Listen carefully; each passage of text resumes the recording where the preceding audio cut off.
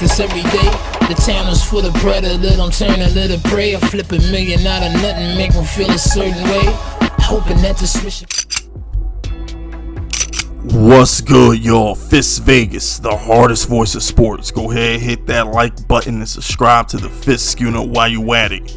Y'all know what time it is. If you ain't with it, you best get with it. Now let's rock.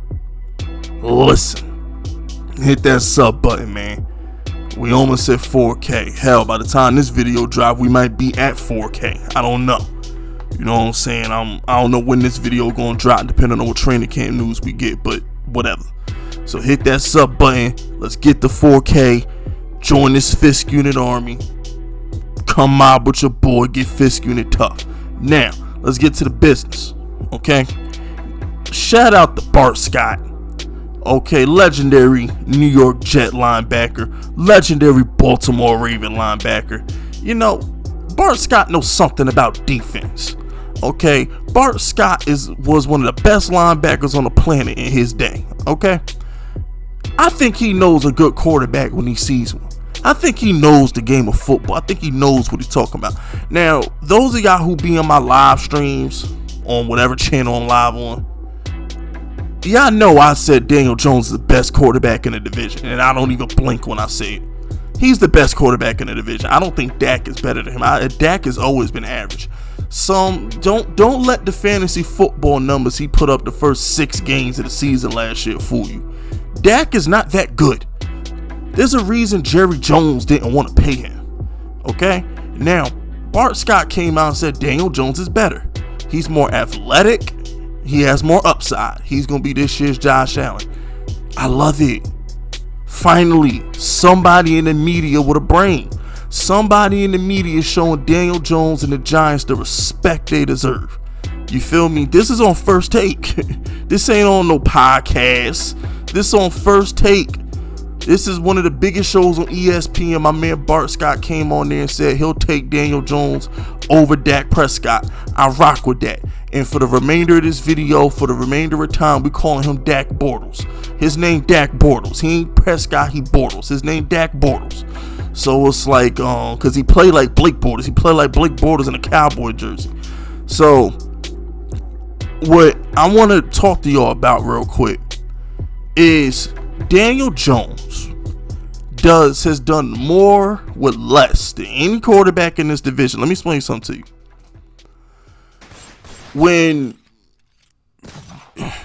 Where my Pro Football Reference at?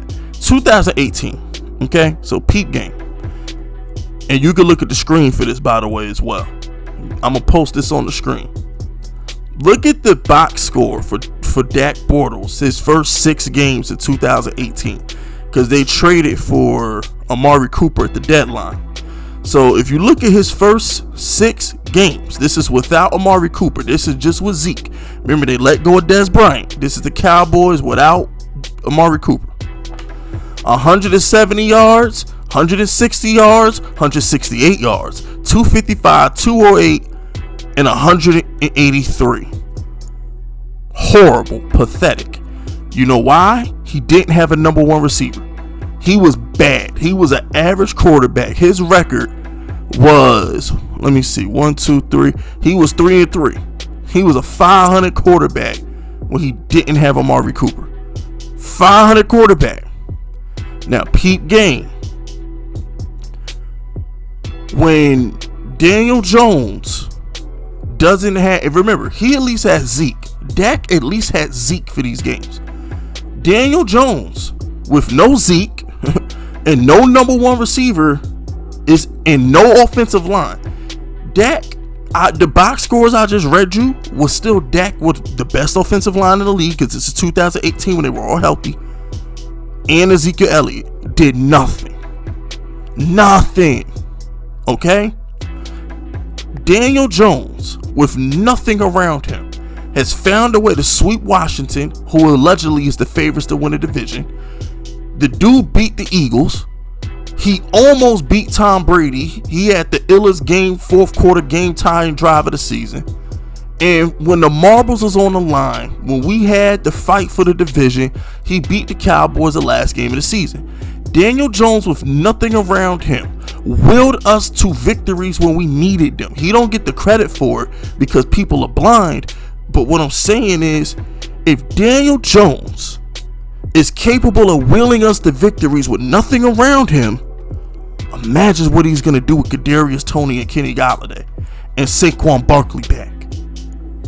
This is what y'all got. You're not putting, when you judge Daniel Jones, y'all not putting it in context.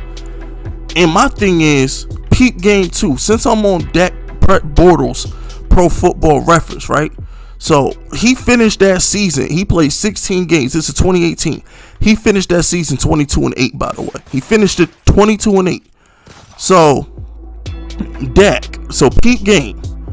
Daniel Jones, his rookie year, threw for 24 touchdowns and 12 picks. His rookie year, 24-12. Dak Bortles has not thrown for more than 22 touchdowns but one time his entire career. In 2019, Dak threw 30 touchdowns. Other than that, 23, 16 games, 22, 16 games, 22 again in 18, 16 games, and then he threw 30 in 2019. Daniel Jones, his rookie year, threw 24 in 12 games. So if you just look at Daniel Jones on the uptick, if you compare and contrast the quarterbacks, Daniel Jones is going to be light years better than Dak Bortles. He's already more athletic. He's already bigger, stronger, faster. He already has a better arm down the field. This, I don't even think it's up for debate. I don't even think it's a discussion. Dak is not on Daniel Jones' level.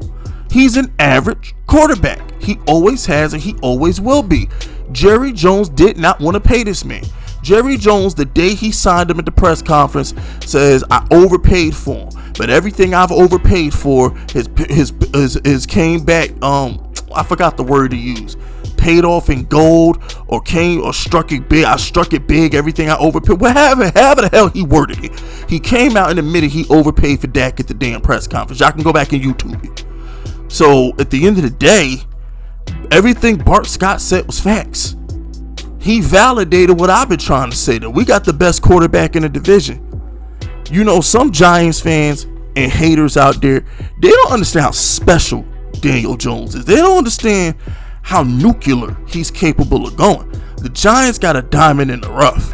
The Giants have a top 5 quarterback for the next 15 years, if not longer, with the way these dudes is playing. We got one, Giants fans. For the first time in the history of our franchise, we're going to have a top 5 perennial Pro Bowl MVP candidate quarterback.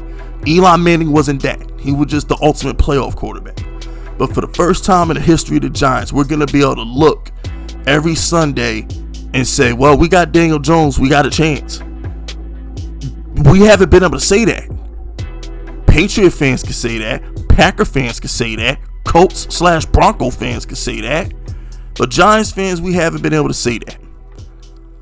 But this kid, number 8, the anointed one, the chosen one, the savior of New York football sports, who fell from the sky to deliver this franchise from evil, is going to give us hope and optimism and a bunch of joy every Sunday for the foreseeable future.